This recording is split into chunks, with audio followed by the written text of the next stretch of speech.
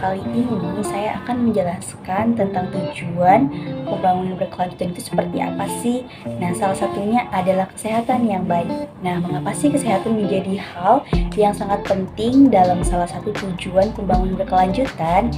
Nah, karena tanpa adanya kesehatan, kita sebagai manusia tidak dapat menjalankan aktivitas atau kegiatan kita tanpa adanya kesehatan pada tubuh kita, baik secara jasmani dan juga rohani. So, kesehatan adalah merupakan hal yang sangat penting. Kesehatan kehidupan yang sehat dan sejahtera dalam SDGs diintegrasikan dalam satu tujuan, yakni nomor 3, yaitu menjamin kehidupan yang sehat dan mendorong kesejahteraan bagi semua orang di seluruh usia atau segala usia. Nah, jadi terdapat pada 3-8 SDGs di sektor kesehatan yang sangat perlu diwujudkan. Setelah pada kesehatan, yang kedua itu adalah pendidikan yang berkualitas. Salah satu tujuan pembangunan berkelanjutan itu adalah pendidikan yang berkualitas atau quality education. Nah, mengapa pendidikan berkualitas yang layak dan inklusif mendorong kesempatan belajar seumur hidup bagi semua orang? Nah, pendidikan tidak hanya berperan menciptakan generasi muda sebagai agent of change yang membawa perubahan, namun generasi muda harus bisa menciptakan perubahan yang nyata. Nah, menurut UNESCO pada tahun 2012, kualitas pendidikan di Indonesia berada pada peringkat 64 dari 120 negara. Nah, sedangkan menurut PBB pada tahun 2015 itu Indonesia mencapai peringkat dari 110 dari 128 negara dalam Indeks Pembangunan atau IPM.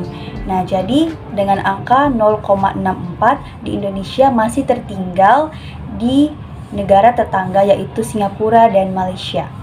Nah, karena itulah tujuan pendidikan pun menjadi tumpuan upaya pemerintah untuk mendorong pencapaian tujuan dan sasaran pembangunan tujuan berkelanjutan dalam era sustainable. Nah, jadi menurut SDGs atau Development Goals hingga tahun 2030 berdasarkan forum dari PBB yang telah disepakati pada tanggal 2 Agustus 2015, yaitu peningkatan pendidikan bagi masyarakat Indonesia akan memicu pencapaian tujuan dan sasaran lainnya dalam 17 poin SDGs untuk meningkatkan indeks pembangunan manusia Indonesia atau meningkatkan sumber daya manusia, sehingga diharapkan pendidikan mampu berperan meningkatkan daya saing Indonesia dalam meningkatkan SDGs 2030.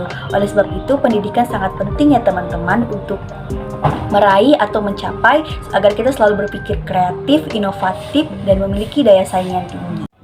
Nah, selanjutnya adalah tujuan pembangunan berkelanjutan, salah satunya adalah kesetaraan gender. Nah, kesetaraan gender ini akan memperkuat kemampuan negara untuk berkembang, mengurangi kemiskinan, dan memerintah secara efektif. Pemerintah juga telah berusaha untuk membangun kesadaran gender karena melalui berbagai media seperti melakukan sanitasi media, membuat program pendidikan khusus, dan menyediakan bantuan keuangan bagi warga yang terdampak diskriminasi gender. Nah, seperti memiliki upah yang sama untuk pekerjaan yang sama, memiliki hak untuk mendapatkan pendidikan. Nah, jadi lebih banyak wanita yang berada di tempat kerja dan menjadi pemimpin. Nah, seperti itu. Seperti kita juga pernah mengalami bahwa kesetaraan gender ini pernah terjadi di Indonesia, dan salah satunya yang telah memperjuangkan kesadaran gender ini adalah Ibu Pertiwi. Jadi